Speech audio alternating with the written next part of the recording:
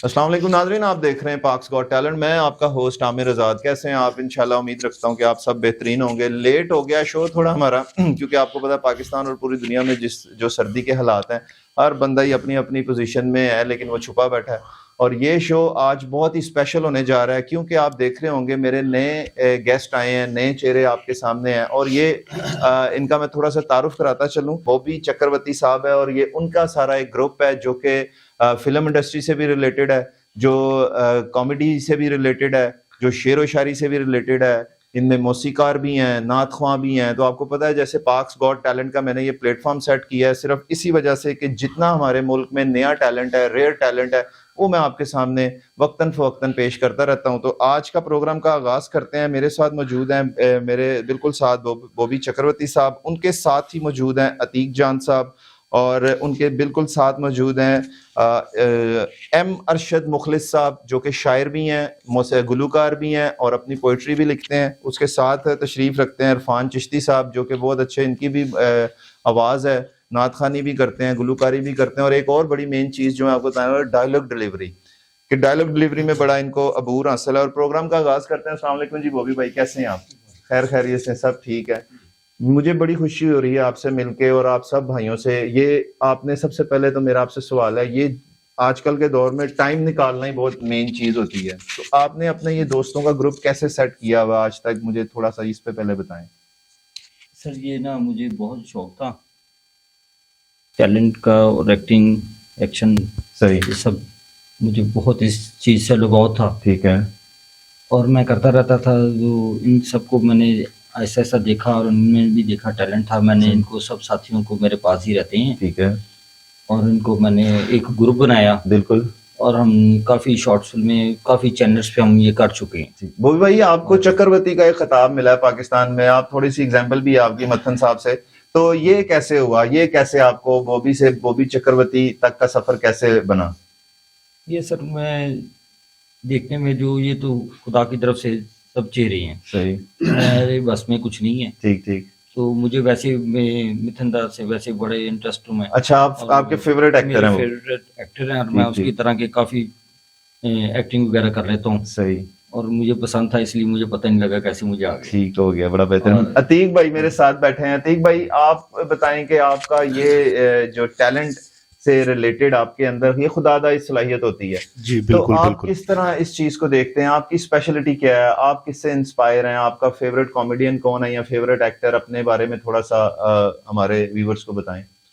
जी बिस्मिल्लाहिर्रहमानिर्रहीम। सबसे पहले तो आमिर साहब और हमारे मोहतरम कैमरामैन साहब, कैसर मलिक साहब, कैसर मलिक साहब और मेरी पूरी टीम को अस्सलाम वालेकुम। वालेकुम।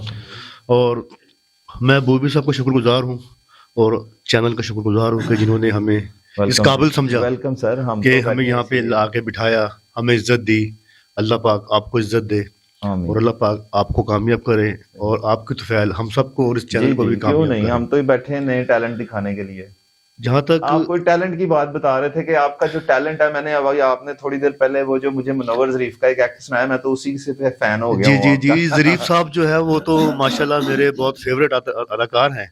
अल्लाह पाक उन्हें करवट करवट जन्नत में जगह दे और बहुत अच्छे कॉमेडियन है वो। एक हमारे लिए एक उसका दर्जा रखते हैं, एकेडमी का दर्जा रखते हैं। उसका उनका कोई एक एक्ट करके दिखाएं ना, ताकि आवाम को। और उसके बाद दूसरा, मैं गोविंदा जी का बहुत बड़ा फैन हूँ। Very good. चीची भैया। ठीक ठीक। गोविंदा, लेकिन मैं उनकी तरह बोल तो नहीं सकता, लेकिन थोड़ा सा डांस मुझे उनकी तरह मैं कर लेता हूँ।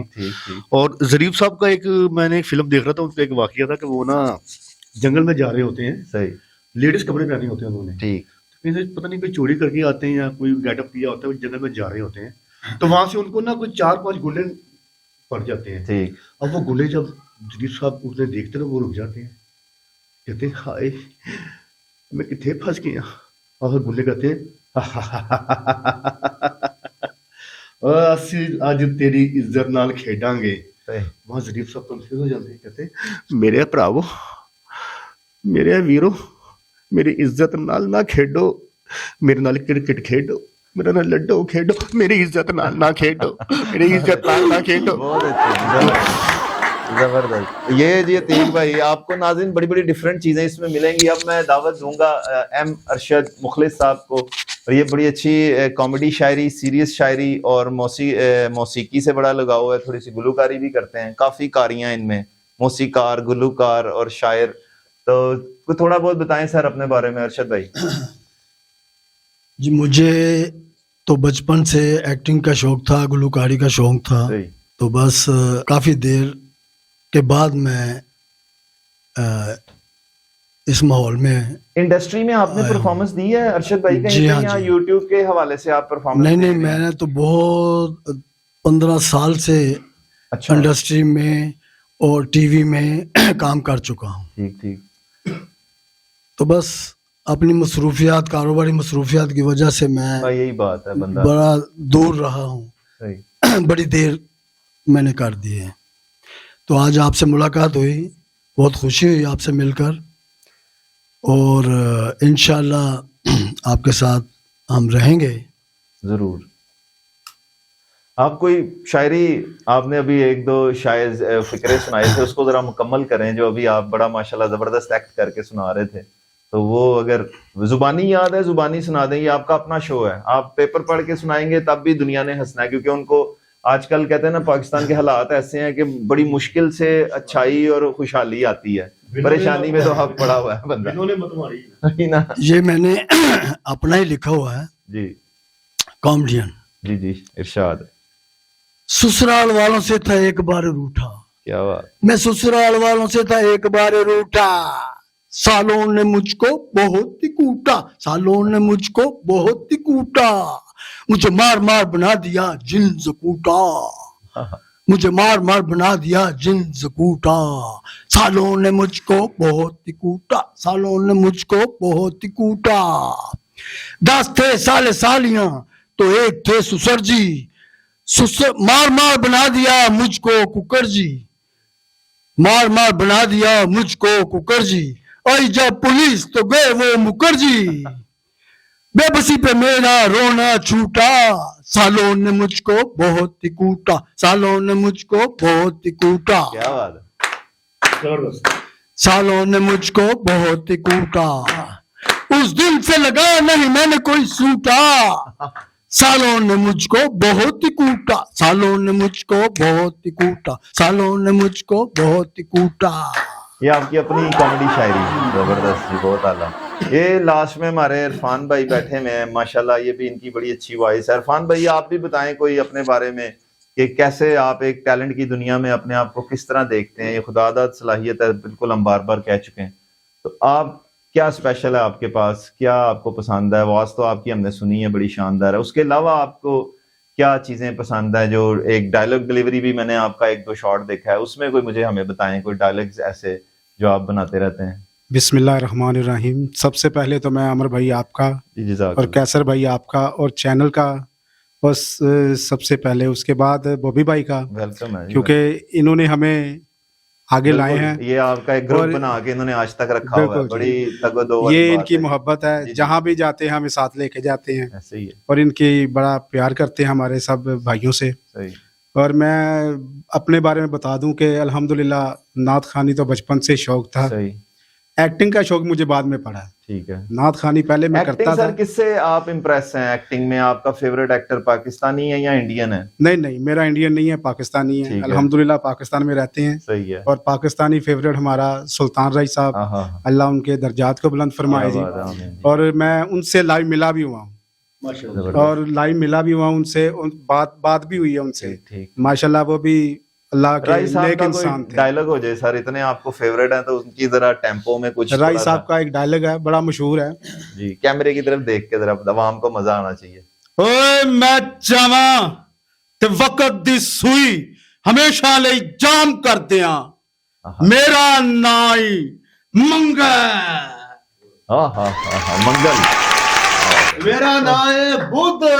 और उसके बाद आमिर भाई थोड़ी सी जुगतों के बारे में हाँ जी, आ हाँ जी। जाएं, हाँ, तो उसमें भी थोड़ा बहुत अल्हम्दुलिल्लाह पिछले दिनों में बारी थिएटर में लाइव परफॉर्मेंस दी है। अच्छा, तो इंशाल्लाह मंगल और बुध वाले दिन भी उन्होंने स्टेज हो रहा है वहाँ बुलाया। पे बारी में? जी स्टेज हो रहा है। ठीक ठीक। तो उस बारे में भी उधर भी जुगतें वगैरह होती रहती है। हमारे हनीफ कवेतिया साहब हैं, सही। उन्होंने मुझे दावत दी थी वहाँ पे, और वो जुगतों के बारे में थोड़ा सा ये है कि जो आती हैं वो थोड़ा सा आपके नहीं, सामने मैं पेश सर करूंगा। मैंने ये जो यहाँ पे हमारे पास बॉबी भाई बैठे हुए हैं जी, जो जी। आपको लेके चल रहे हैं, जिन्होंने आपको एक दूसरे के साथ जल किया हुआ है, जोड़ा जी, जी। हुआ है, तो बिल्कुल आप अब समझें कि मैं एज ए एंकर आपको ले रहा हूँ, आपने अपनी केमिस्ट्री जो है ना हमें दिखानी है। आप बॉबी भाई आपसे वो माइक का कह रहे थे, तो माइक आपके पास है सर, स्टार्ट लें, कोई अपने जालों को थोड़ा सा वार्म अप दें, कोई जुगतबंदी हो जाए, कोई और माहौल हो जाए। मैं आपको मिथुन दा के डायलॉग सुनाने लगा। जी जी जी जी जी बिल्कुल जबरदस्त। मत्थन दे डायलॉग ही सुनाया जी, पश्तो च सानू खबराना सुनाया जी। शुरू करो। मिथुन चक्रवर्ती वर्कशॉप में काम कर रहा है, हाँ। गाड़ी के नीचे लेटा है, उठ के चलने लगता है तो उसके दोस्त का तेरा भाई साहब किधर को जा रहे हो, पता है? अरे अपा बहुत खुश है हाँ? कि अपन का रिश्ता श्रद्धांजलि ची के साथ जुड़ने को जा रहा। हाँ। अरे अपन जब भी पब्लिक के सामने डांस करने चाहता है हाँ, तो अपनी गर्लफ्रेंड के साथ ही चाहता है। अरे सेठ, अपन तुम कैसा काला धंधा बंद करेगा? अरे तुम साला को तो कुत्ते की मौत मारेगा। अपने सब बात में से कह दो कि हथियार फेंक दी, क्योंकि तुम ये नहीं जानते कि पुलिस ने तुम्हें हर तरफ से घेर रखा है। हाँ, रुकी सुखी खाता हूं मगर जीता हूं शांत से। रमेशपुरी, नाच का ना देखना हो तो टिकट खरीद कर सम्मान में अच्छा ना। विश्वा, मैं तुम्हारी जिंदगी में सराऊंगा कि ना तो तुम ये देख कर जी सकोगी ना मर सकोगी। विश्वा विश्वा नहीं, विश्वा प्रताप कहो। मंथरे पंगा नहीं लेना, मच्छी में मैं दूंगा। हाँ जी। क्या बात है।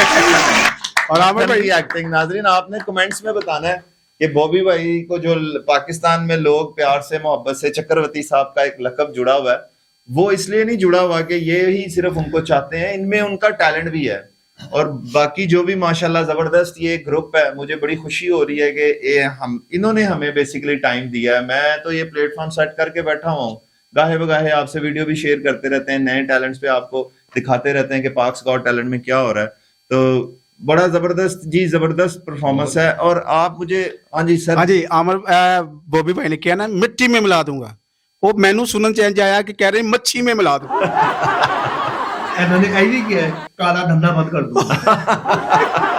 अच्छा मैंने डायलॉग तो याद आ गया, मैं भी थोड़ा जा ਤੁਹਾਡੇ ਨਾਲ एडजस्ट करने की कोशिश बिल्कुल जी, करांगा। बिल्कुल। तो नाज़रीन, वो डायलॉग एक ऐसी चीज है कि जो अगर आप इस पे ग्रिप कर लेना, तो वो जो सीन फिल्म में फिल्माया गया होता है, बहुत से लोगों ने ये सुना होगा जो इन्होंने बॉबी भाई ने परफॉर्म किया है, उनकी याद उधर पहुंच गई होगी, वो उस सन की फिल्म में ये वो बिल्कुल। एक याद ताजा करने वाली बात है ना। बिल्कुल। तो यही चीज है। लास्ट टाइम मैं कुछ दिन पहले देख रहा था ये मूवी सरकार, उसमें अमिताभ बच्चन साहब एक बड़ा भयानक पर्सनैलिटी बने हुए हैं, बड़ी पावरफुल पर्सनैलिटी है उसमें। तो उनका एक डायलॉग था कि मुझे जानने वाले मेरे बारे में तरह तरह की राय कायम कर लेते हैं, पर मुझे जो सही लगता है मैं वो करता हूँ। वो भगवान के खिलाफ हो, समाज के खिलाफ हो, किसी एक इंसान या पूरे सिस्टम के खिलाफ ही क्यों ना हो, मुझे जो सही लगता है मैं वो करूँगा। कि वो जो डायलॉग है ना उस फिल्म का, वो उस चीज को उसने आपकी परफॉर्मेंस ने फिल्म को आप करना होता है। कोई भी प्रोग्राम, अब यहाँ पे हम बैठे हुए हैं, हम में से किसी एक की परफॉर्मेंस ऐसी होनी है कि अवाम ने उसके पीछे पड़ जाना जी। ये मलक साहब ने जो कॉमेडी